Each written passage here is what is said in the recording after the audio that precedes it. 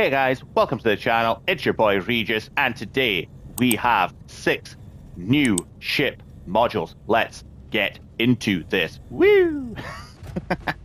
So yeah, the first one is payroll management system. Reduces reload time for all support weapons by 10%. That is pretty good. That means any weapon that requires a reload will be reloaded 10% faster.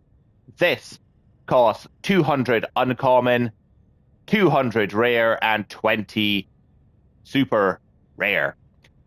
30,000 credits, but no one really cares. Credits are super easy to come by. But there is something missing from this list. This does not affect recharge at all. No weapon that requires a recharge will be affected by this. So your laser cannon will cool down just normally, but if you burn out its ammo, you'll be able to reload it 10% faster. Your quasar's not included in the list because that is unlimited ammo, and its cooldown is not affected by this at all.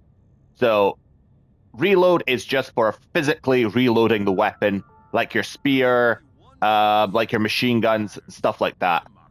So don't expect your quasars or recharge times to be affected by this at all in this. I don't think anyone thought it would, but you know, there's always someone that would ask the question, so I thought I'd answer it there. I'm pretty happy the airburst cannon is getting a airburst rocket launcher is getting a faster reload, because that does take a lifetime to reload.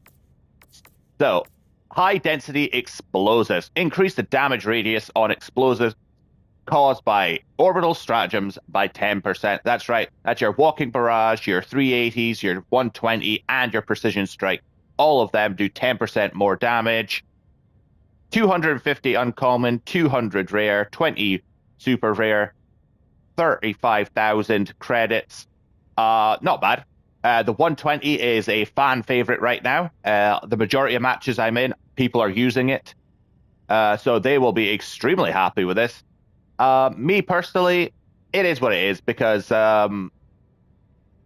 honestly, these weapons are only good when they actually hit. And when I throw them, they never hit anything. Like the precision strike, I miss all the time. But that's a skill issue. But the other three, I don't know, they just hit everywhere where the enemy isn't, as far as I'm concerned. So it's good for those who like them.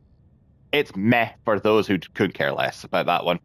But always nice to have a little bit more boom for your buck. Also, you have to be further away from these when they go off, because you know 10% extra explosion means 10% extra range on the blast from the thing. And the next one, advanced crew training.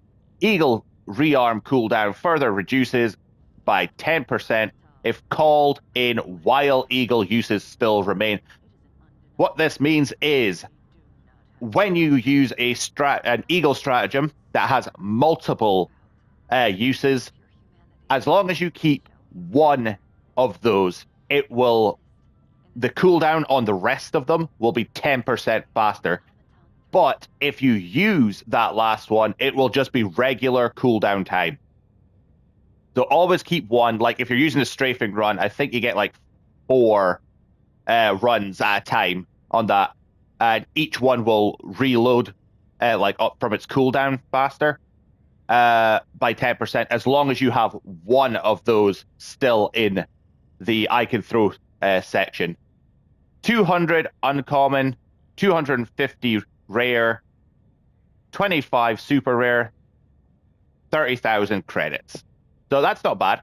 You know, get your get more Eagle runs in.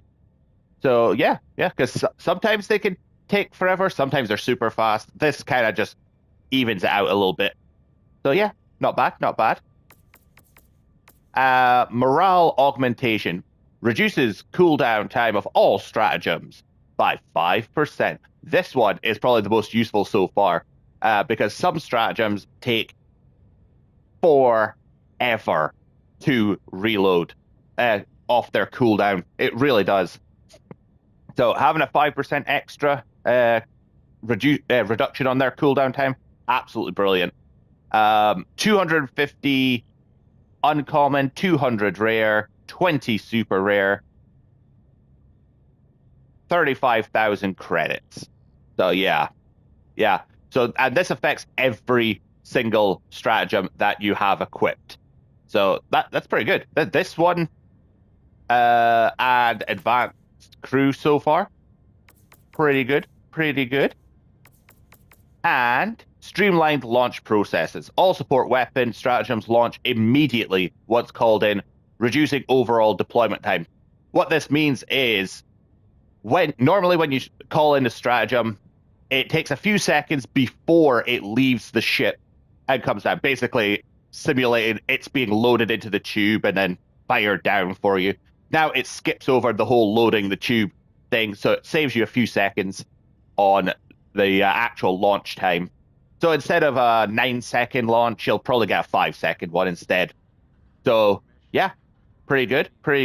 It can be a pain in the ass waiting for your support weapon to come down, especially if you're fighting the automatons and you're immediately being attacked, or you accidentally launch into a bug world, into a charger nest, and you're getting wrecked straight away. It would be nice to have your secondary weapon before you get killed. So yeah, I can't remember if I said 250 uncommon, 200 rare, 25 super rare, and 30,000 credits. There we go. This one's a fun one, and overall useful. So yeah, not bad. And cross-platform compatibility. Mortar sentries prioritize fire at marked targets. This is your EMS, mortar sentry and your mortar sentries. Basically any type of mortar that you're using. What this means is you can now select a target for your mortars to fire at. And how you do that is you ping it. You use the ping system and your mortars should fire at that. Now, obviously, I don't have this, and I'm not even close to being able to get that because I find getting the rares to be a pain in the ass. Not because I can't find them, but because usually extraction is such an asshole thing to get through. I either die or they get lost somewhere, blah, blah, blah. You know how it is. You've all played this, or if you haven't, you've watched enough of it to know how that works. Yeah, 250 uncommon, 200 rare, 30 super rare, and 35,000 credits. So yeah, I don't know how useful this is going to be. I can see it being super helpful on the defense missions where you've got the walls. It would be nice to stop the mortars firing at that one enemy that's got stuck under something off in the distance and get them to fire on, say, the Strider that's coming towards you, the massive factory Striders that are coming towards you. Yeah, mortars, how about you target that instead of that one enemy you've been firing at for the last half hour? So yeah, this one is a very situationally useful as far as I'm concerned. But it should theoretically reduce team kills with it, because if you're getting team killed after someone's pinged a target, well, they've either misjudged how big the blast is, because that EMS blast is actually huge, or they've pinged you and you're the target. I can see people actually griefing using mortars, accidentally targeting you on purpose and blowing you up with this. I've had a couple of griefers in a few matches. I've got to presume that this is going to be a new version of griefing. It's designed to be more specific about targeting enemies you want them to target, but I can also see it being abused as well. But you know, most Helldivers are good Helldivers, but you do get that you get the asshole ones that will absolutely abuse this to kill their own teams. So yeah, in fact, I've had matches where people see deploy this, and then the teammates will actually blow up the mortars on purpose to stop them being fired at all, because a lot of people are just sick of mortars. But yeah, that's all our stratagems. So not bad. None of them are bad. All of them are actually pretty good. I know I wasn't too impressed with the explosives one, but that's just a personal opinion. That's just personally, they're not my go-to stratagems. I'm not a fan of them because, frankly, I found them, even the precision strike, to be kind of inaccurate. The precision is good. If it hits, it hits hard, but once the enemy like moves an inch out of its way, it just misses. You've seen me use it. You've seen me miss with it. But yeah, but for those of you who love the 120, and I know a lot of you do because I've played with a lot of you, yeah, this is going to be actually pretty good for you. So yeah, let me know. Are these useful? Are they good? Which ones are you actually going for first?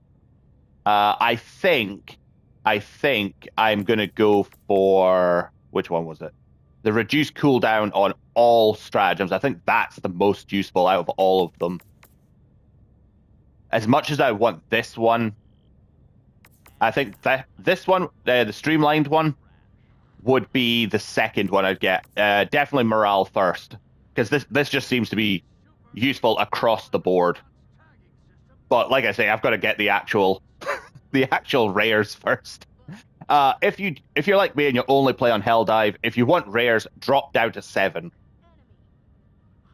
If you don't want to go into the level 5s and 6s, if you want it still hard while you're doing it, drop to 7. That's what I usually do if I want to spam the rares. So yeah, hopefully this is helpful to you guys, and I will see you next time. Bye-bye.